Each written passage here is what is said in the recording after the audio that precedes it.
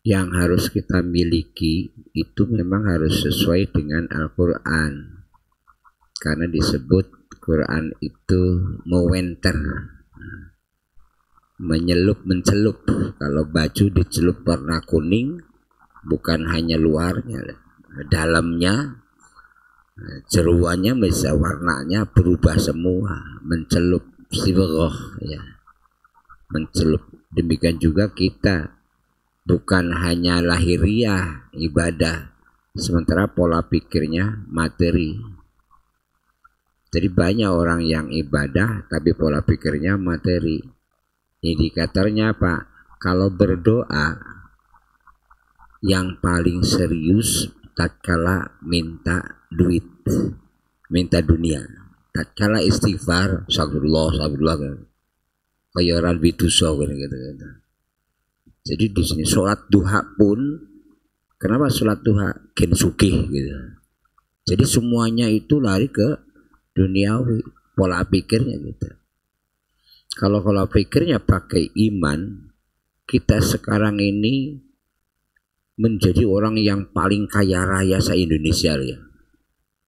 Orang yang kaya lah. Kenapa? Lawang sholat fajar 2 rakaat lebih baik daripada dunia seisinya. Bos jarum tidak ada apa-apanya. Kalau hanya 470 triliun itu hanya seberapa dunia itu. Kecil sekali dibandingkan dengan Bill Gates, pemilik Microsoft, bukan apa-apanya kan bos jarum. Lah, sholat fajar 2 rakaat itu sudah lebih baik daripada dunia seisinya. Tapi pola pikir kita tidak ke sana. Bar sholat subuh ya rumangsa wah kok miskin kan duwe popo kan gitu. Karena pola pikirnya tidak masuk ke sana. Maksudnya tentrem adem ayem tatkala sudah ibadah. Kalau rezeki ya, tidak pernah orang hidup tidak dapat rezeki, tidak ada ceritanya. Nggak ada ceritanya orang hidup nggak dapat rezeki.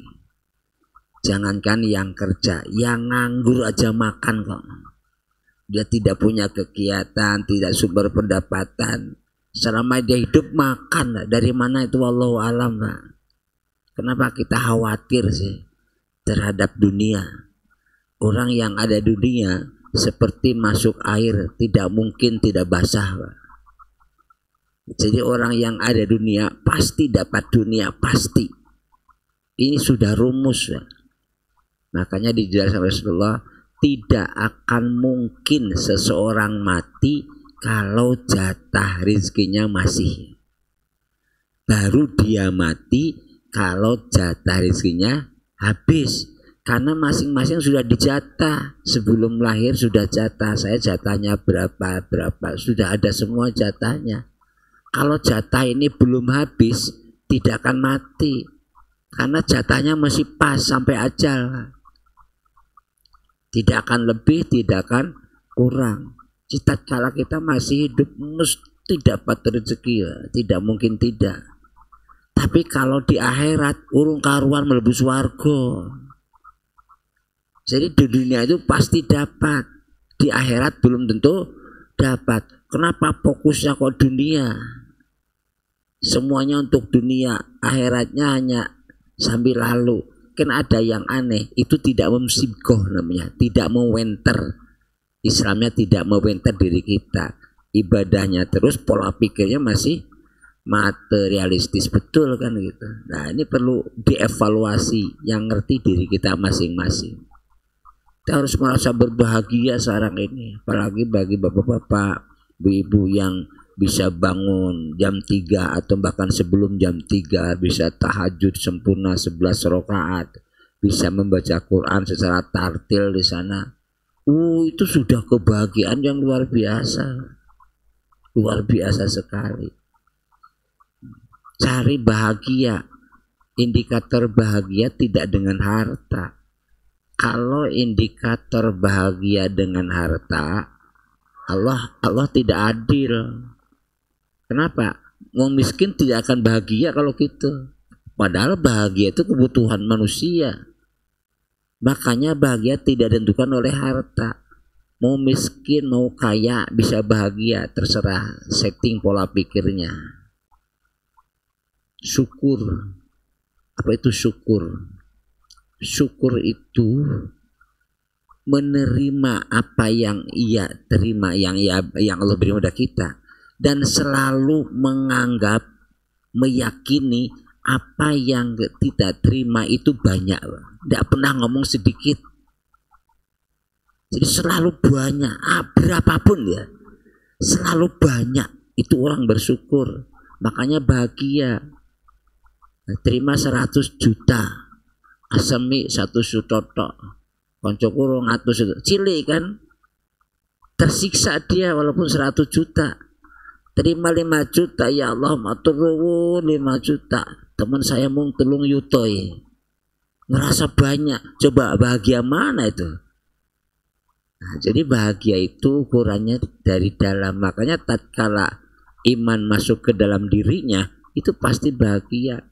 Benar-benar menyatunya antara lahiriah, ilmu, iman sama amal menyatu, disebut memperoleh hikmah. Jadi hikmah itu adalah menyatunya ilmu, amal, dan keyakinan menyatu di satu kesatuan yang sinkron antara tiga-tiganya. Nah ini evaluasi ya, diri, karena banyak orang yang ibanya sergap tapi di sininya mikirnya masih dunia. Ngelamunnya itu bukan ngelamun surga, ngelamunnya melamun nek sugih piye, nek sugih piye ya. Percis anak buah Korun yang diteraskan Allah di dalam surat Al-Qasas 79. Mereka keluar, seandainya saya seperti Korun. Padahal Korun itu kan orang tidak bersyukur. Kalau seandainya seperti Korun, nah ini pola pikirnya duniawi dia. Akhirnya saya hormati, waktu suruh sekarang jam 5.26 loh mas. Kalau ingat waktu suruh ya santai aja Pak. Ngaji bar subuh itu pekerjaan terberat. Kenapa? Ngantuk Pak. Karena belum beraktivitas, masih pasif kita. Ngantuk enggak apa-apa, selonjor enggak apa-apa, boleh kalau sama. Kita akan meneruskan pertemuan yang lalu. Surat Wadduha sudah, surat Al-Insyirat juga sudah, di mana surat Wadduha dengan surat Alam Nasrah itu disebutnya ulama itu ini 11-12. Karena memang turunnya urutannya, kalau Wadduha yang ke-11 turutan urun ya, bukan penomoran surat. Kalau Al-Insyirat ke-12. Nah, tatkala memahami Wadduha langsung ke Al-Insyirat. Orang bahagia. Bebannya menjadi kurang. Alam Nasrah laka sodrok wa wadana angka wizrok alladzi angqadha dhahrak. Bebannya merasa hilang, bukan hutangnya terselusi, bukan masalahnya terus orang no masalah, tidak, tapi tidak membebani hati seperti orang yang mikul tulang punggungnya sampai bunyi itu saking beratnya. Nah ini bebannya hilang. Kenapa bebannya hilang? Karena yakin wal akhiratu khairul laka minal ula. Tidak madesul ya. Nah, ini masa depan cerah, wal akhiratu khairul minal ula itu kalau dijawabke masa depan curah. Masa depan kita bukan hanya dunia, cepet nemen dunia, hanya berapa tahun. Tapi yang utama masa depan sampai akhirat sana. Jauh. Wal akhiratu khairul minal ula. Maka menjadi lapang. Kelapangan dada yang utama di mana? Tatkala menerima ayat Quran terus diterima dengan rela, dengan senang, itu dadanya lapang. Silakan dibuka surat An-Naml 125. Jadi kalau Allah menghendaki seseorang itu dapat hidayah, maka Allah lapangkan dadanya untuk menerima Islam. Kita punya tradisi kebiasaan masing-masing. Begitu kebiasaan kita dikandani Quran, mampu merubah kebiasaan. tidak ngomentari Quran. Nah iya ngono, nah, karena tidak biasa, robah kebiasaannya. Sesuai Quran itu namanya lapang dada. Kalau di Bigtron diturunkan lapang dada itu seperti tadi, berapapun yang ia terima dia senang. Lapang dada, termasuk dihina orang tidak balas menghina, lapang dada. Yang dilihat apa? Allah. Yang dilihat Allah, ini Allah sedang ngasih ujian dengan penghinaan orang lain. Kenapa harus menghina lagi? Nah, jadi tatkala Rasulullah beserta Aisyah mendapatkan salam dari orang kafir, kan sering diplesetkan ya orang kafir itu, bukan assalamualaikum tapi assalamualaikum, lamnya hilang, assalamualaikum, kecelakaan, kehancuran untuk engkau ya Rasulullah. Aisyah mau menjawab dengan jawaban yang sama, kata Rasulullah, jangan, kita bukan orang yang diajarkan untuk balas dendam. Apa jawaban salamnya? Waalaikum, selesai. Kalau kita memperoleh salam benar tidaknya dari orang kafir, jawabannya waalaikum. Nah, tidak waalaikumsalam. Nah itu tiru-tiru orang kafir memberi salam kepada Rasulullah kalau itu. Jadi orang kafir Quraisy memberi salam kepada Rasulullah dengan assalamualaikum, kecelakaan bagimu. Nah itu Aisyah mau menjawab seperti itu, waalaikumsalam gitu. Jangan, cukup dijawab waalaikum. Nah sekarang ini orang-orang kafir biasa ngasih salam itu karena menjadi tradisi ya. Assalamualaikum, dan ainnya bagus gitu, makhrajnya bagus gitu. Kita jawab cukup waalaikum. Nah, tidak, karena assalamualaikum warahmatullahi wabarakatuh itu hanya untuk orang iman. Ini tatkala ke kuburan, ziarah kuburan, masuk ke kuburan, baik mau ziarah ataupun ngantarkan mayit, kan assalamualaikum ya ahli diyar atau ya ahli kubur minal mu'minin wal mu'minat. Nah, jadi asalnya untuk orang-orang beriman saja, tidak untuk yang lain. Tidak boleh. Dan jauh beda dengan kata-kata selamat pagi. Jadi maknanya jauh banget. Ada warahmatullah, ada wabarakatuh. Dapat rahmat Allah itu kan luar biasa. Makanya kalau kubur, orang itu lebih baik dikubur di pemakaman umum daripada pemakaman keluarga. Kenapa? Karena di pemakaman umum itu yang ziarah banyak. Kalau keluarganya, berarti setiap peziarah kan berdoa. Assalamualaikum ya ahlul kubur minal mu'minin mu'minat. Itu yang ada di sana selama iman dapat doanya. Jadi jangan bangga kalau keluarganya dikubur di pemakaman keluarga. Sing ziarah keluarganya itu loh, sing berdoa. Tapi di makam umum banyak, apalagi di Jawa, setiap Kemis Wage sing ziarah banyak. Karena nek Kemis Wage sisuke cuma kliwon kan. Nah, tidak ada aturan, aturan waktu ziarah kubur itu kapan. Boleh Kemis Wage, Kemis Pon atau Jumat terserah. Boleh pagi, siang, nggak ada aturannya itu. Nah, jadi ini surat Wadduha Insyirat itu gambaran orang yang bahagia. Kenapa? Masa depannya cerah. Si orang kalau merasa masa depannya cerah kan tidak susah semangat.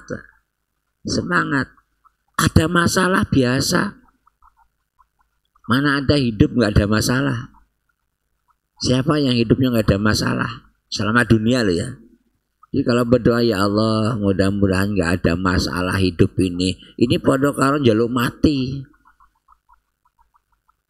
Orang kaya masalahnya karena kayanya, tidak berkeluarga masalahnya karena tidak berkeluarga. Sudah berkeluarga karena sudah berkeluarga. Kalau kita ada di sebuah ruangan, atau sinilah karpet ini, berdiri dimanapun kita nginjak karpet.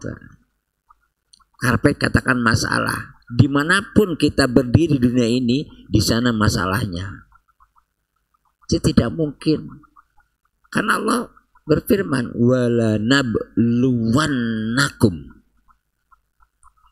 Ini ada lam, ada tasdid, dua penekanan. Wala nabluwannakum bisyai'in. Benar-benar aku uji.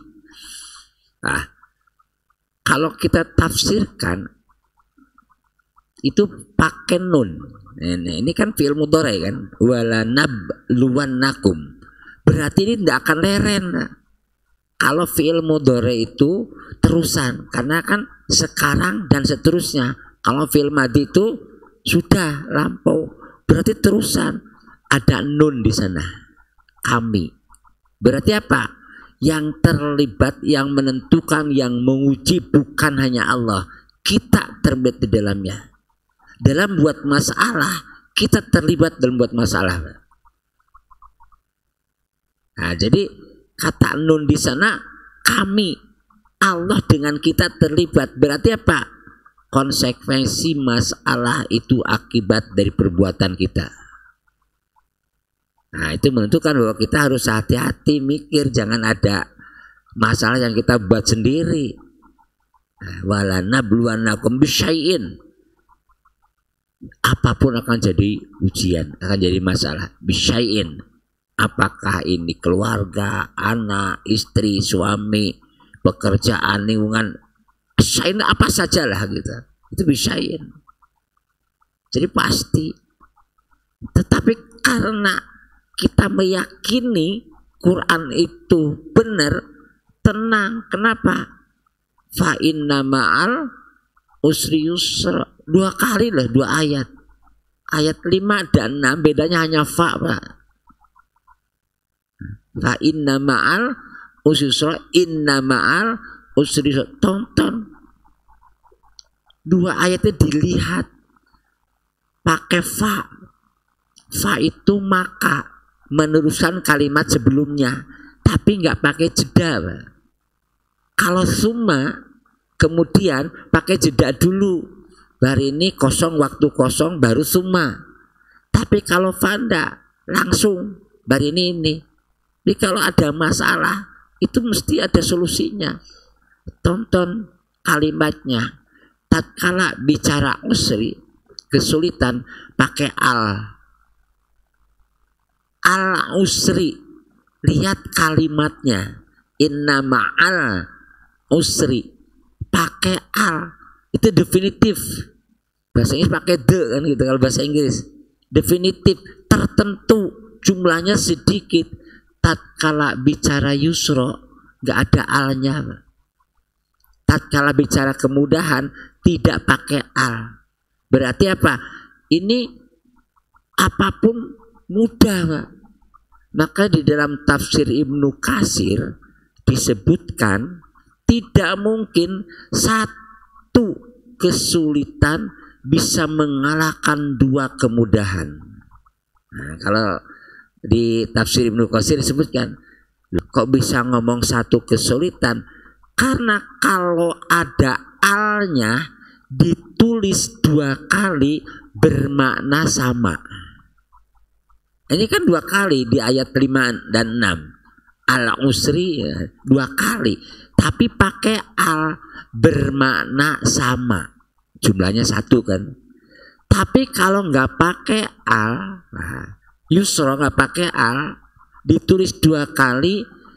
Kaidah di dalam Quran, kalau ada kata ditulis dua kali, maknanya tidak boleh sama. Harus mana yang berbeda. Kenapa? Tidak mungkin tuh Allah ngasih wahyu hanya untuk ngebai Quran ditulis bola-balik berulang kali. Ya memang kalau skripsi bisa seperti itu. Dan kemudian lalu lantas gitu, dan kebas skripsinya gitu, nggak ada maknanya. Tidak mungkin Quran seperti itu. Berarti yusro kedua berbeda dengan yusro yang pertama. Makanya disebutkan oleh Ibnu Katsir, tidak mungkin satu kesulitan mengalahkan dua kemudahan. Maknanya apa? Kalau ada satu kesulitan, kemudahannya dua. Kalau ada satu masalah, solusinya minimal dua. Jadi kalau ada masalah, kenapa bingung? Solusinya lebih banyak daripada masalahnya kok. Nah ini ada hadis lemah yang itu di kitab Ibnu Katsir juga, tapi hadisnya lemah, tapi materi bisa kita pakai.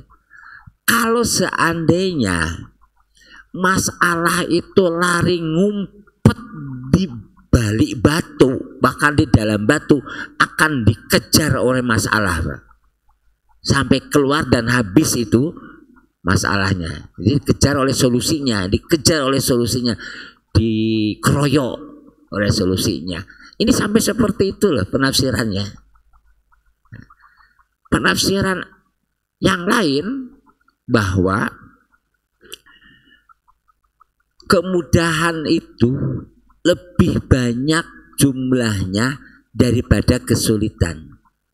Silakan secara objektif, jujur, petani kemudahan kita.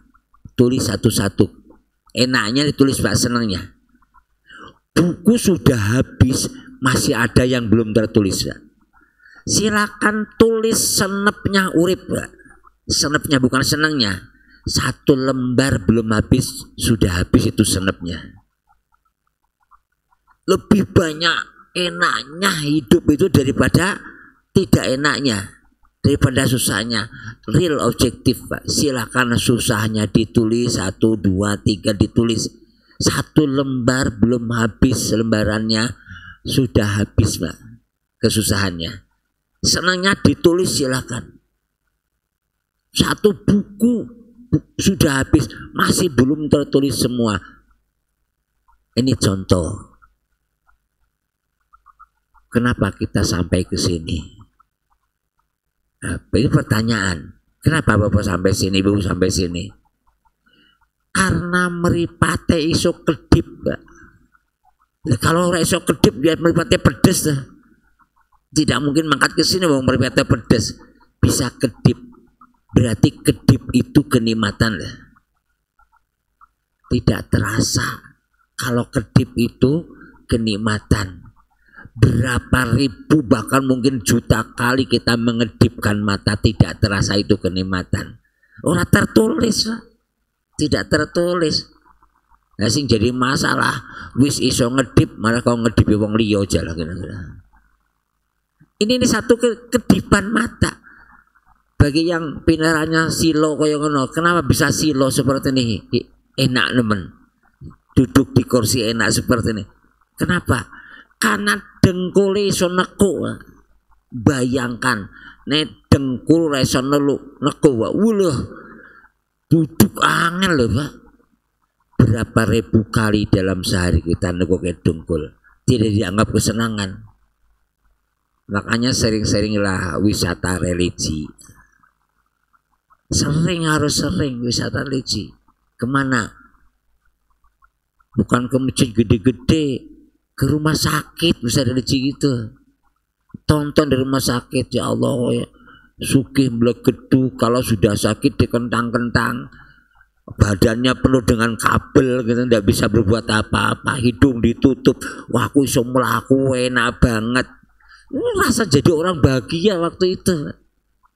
Makanya disebutkan oleh Rasulullah, jenguk orang sakit itu seperti berada di taman surga.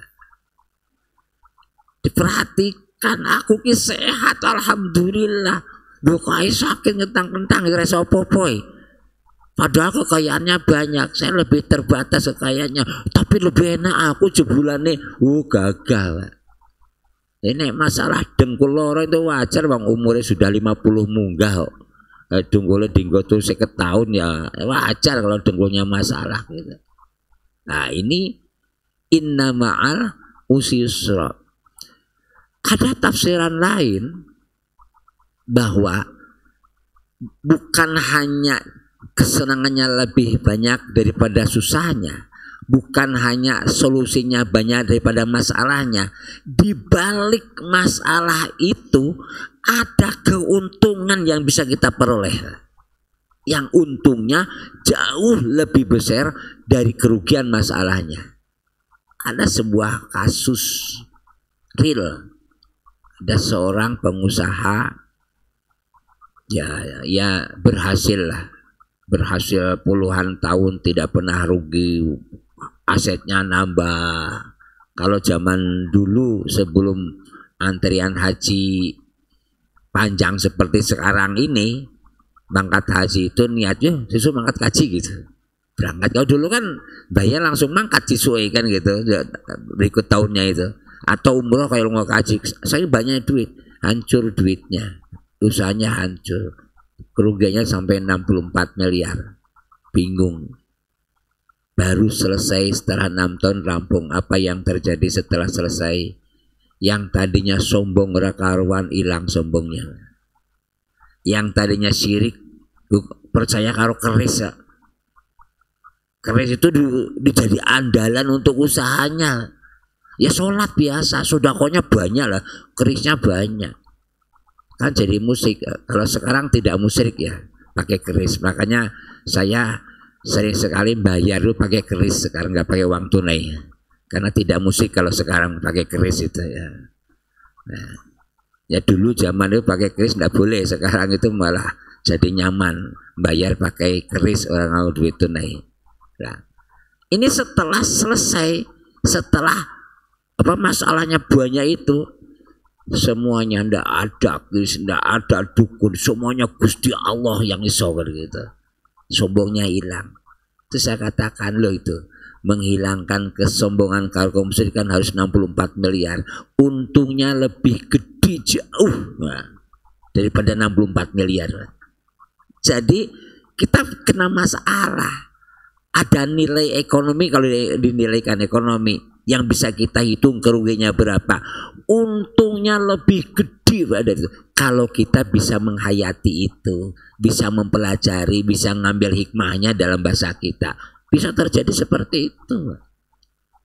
Sehingga tatkala orang iman itu menghadapi sesuatu masalah nggak bingung. Misalnya bagi orang yang pensiunan baru bingung loh, stres itu. Waduh, pensiun meh apa ya?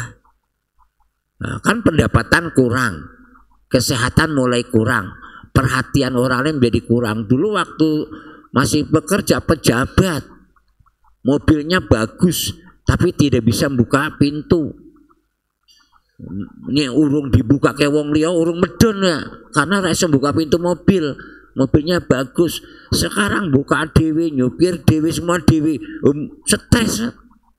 Bagi orang beriman ada kenikmatan yang lebih tatkala pensiun. Apa? Cari di sana. Mesti jauh lebih banyak itu ketemunya. Wah, jebulannya enak lah gitu. Keluarnya jebul enak ya biasa itu, kalau ada masalah susah sedikit biasa, itu manusiawi kan gitu. Innamal usra. Syaratnya apa? Yang tadi mudah lebih banyak daripada susah, masalah lebih banyak, solusi lebih banyak masalah. Syaratnya jangan diam. Faidza farogta fangsab. Langkahkan kaki kita sampai pada mentok, bingung, meh opo itu ndak ngerti solusinya. Jangan diam, melaku aja ketemu orang. Maka disebutkan silaturahmi itu memperpanjang umur dan nambah rezeki. Ketemu siapapun, wallahu alam, nanti dari sana Allah akan ngasih jalan. Jangan diam terus frustasi. Wah, bingung, bingung ngelamun, penyakit toh sini kan gitu. Ketemu orang jalan aja, keluar. Faidza farogta fangsab, keluar. Ketemu siapa, wallahu alam. Kalau sudah mentok, ketemu siapa, wallahu alam. Allah yang akan ngasih jalan nanti. Ya, makanya tadi kayak wala nabluwanikum, Allah melibatkan kita. Allah melibatkan. Ada takdir yang tidak melibatkan kita. Apa? Ajal. Ajal mati. Tidak kita Allah tidak melibatkan. Waktunya mati, mati. Sudah selesai ajalnya. Apakah dia sehat, sakit, muda, tua, itu tidak peduli. Allah tidak libatkan kita. Olahraga bukan memperpanjang umur. Logikanya jadi seperti itu. Olahraga itu supaya kita jadi sehat. Sehat Allah libatkan kita. Jadi kalau ingin sehat, ini takdir Allah saya sakit, tapi Allah libatkan loh kita dalam memelihara kesehatan itu. Makanya ada seorang kiai saya itu mengatakan, kalau waktu mati nggak bisa milih, cara mati bisa milih. Maksud cara mati sehat atau sakit dulu gitu. Nah ini bisa milih karena bisa sehat terus kan gitu. Nah ini Allah libatkan seperti itu. Nah, jadi ada cara faida farokta fangsob. Jadi tidak ada orang Islam malas, Pak. Apapun kegiatannya belakangan lah ya. Diam, frustasi, ngelamun. Seandainya. Jangan suka mengatakan seandainya. Katakanlah qadarullah. Ini takdir. Kan ngelamun wis to. Jane mbiyene jinem gelem dodolan kan ora pensiun ya. Aku duwe usaha. Ngelamunnya kemana-mana. Jangan suka mengatakan seandainya. Katakan hadza qadarullah. Ini adalah qadar Allah, selesai. Apa yang akan dilakukan? Jadi jangan menyesal. Solusi sekarang dilangkahkan kaki. Nanti ada solusi. Meyakini seperti itu. Faida farokta fangsob. Sibuk Pak. Tapi sesibuk apapun, ingat, orang tua, orang Jawa sering menasehati cah nom tatkala sesibuk masih aktif. Sibuk nemen, sibuk ya, saking sibuknya nganti ngalor ngidul. Itu pepatah Jawa lah. Orang ngomong sibukmu ngetan ngulon nih, orang noi. Padahal waktu sibuk yang ngetan ngulonnya bareng lah, orang ngalor ngidul toh. Tapi orang Jawa mengatakan selalu, oh sibuk pun nganti ngalor ngidul sibuknya. Kan gitu, tidak ngetan ngulon. Itu pepatah Jawa. Apa maksudnya? Mbok sibuk kaya apa wae kuwi to, akhirnya mau mujur ngalor ngidul gitu. Karena mati kan mujur ngalor ngidul lah. Tidak ngetan ngulon. Dikandani wong Jawa. Walaupun sibuk seperti apapun, toh akhirnya berujung mujur ngalor ngidul. Itu mayit. Semua kuburan mujurnya ngalor. Karena kita berada di sebelah timur Ka'bah. Madep ngulon gitunya kan ke sana. Mesti kan mujurnya ngalor ngidul. Tidak ngetan ngulon. Nah gitu. Jadi ini dikatakan, makanya faida faroda wasab, teruskan wa ila rabbika farghab. Pegangan sama Allahnya kuat. Jadi mulai kerja tidak mulai jam 8 bagi kita. Kerja kita dimulai dari jam 3 pagi. Mudoroso di hadapan Allah, minta petunjuk, minta kekuatan, minta jalan keluar, minta solusi apa-apa, mudoroso. Allah sudah pirsa masalah kita, akhlak kita matur di hadapan Gusti Allah. Kadang-kadang kita tidak bicara dengan Allah, malah dipamerkan pada orang lain masalah kita. Tanginya sepertiga kalau bisa. Sepertiga itu jam berapa? Kata Isya dihitung jam 19 ya, jam 7 malam. Katakanlah subuhnya jam 4, jam 16, 9, 16. 9 jam bagi telung jam kan gitu. Berarti sepertiga pertama kan Isya jam 7 nih, 8, 9, 10 sepertiga pertama, 11, 12, 13 sepertiga kedua. Berarti jam 2, 3, 4 ketiga. Jadi kalau tanginya lebih kasih, lebih banyak bisa dilakukan amal. Pasti tidak cari duit jam segitu, kecuali kalau kerjanya di pasar Pak. Nah, mereka jam 3 sudah mulai operasional gitu. Nah, kalau mereka, ada seorang teman di Ungaran, saya sering giling bakso kan ke Ungaran. Pak saya tak jam 3:30, ya tangi ini 3:30 tuh. Sehingga sebelum masuk pasar tahajud dulu, jangan eman-eman.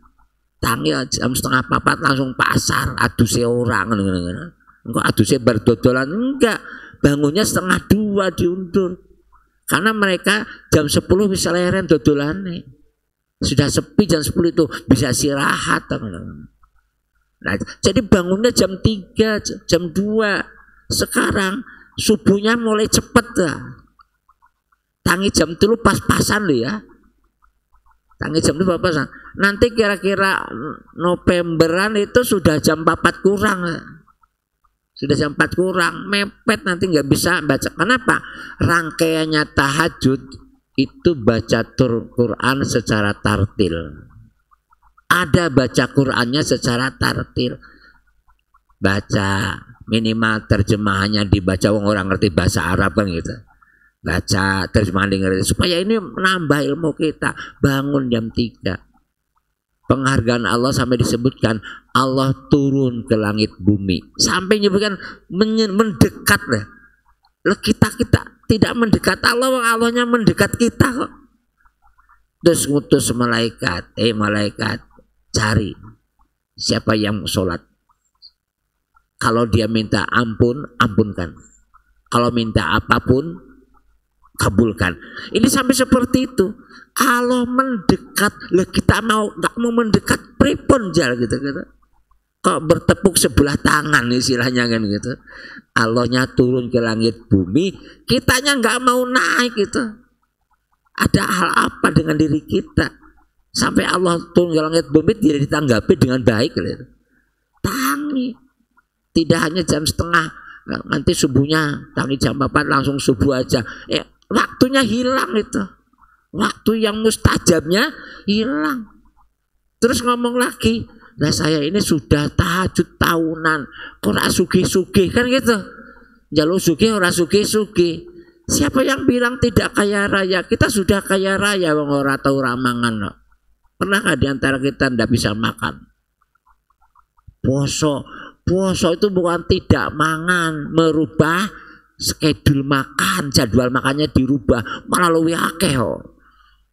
Udah ada ono jus barang kan kalau puasa itu lebih banyak konsumsinya kan gitu. Lah ini jadi hanya faida farota pangsop, kuat hubungannya.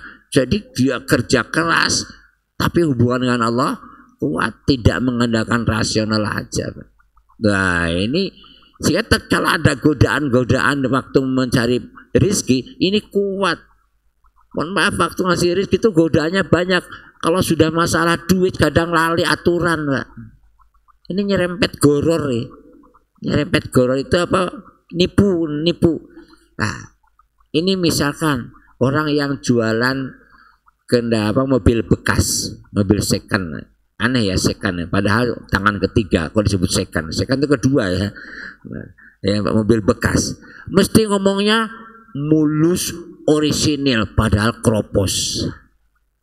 Hadisnya penjual yang tahu produk yang dijualnya, barang yang dijualnya cacat, wajib memberitahu konsumen.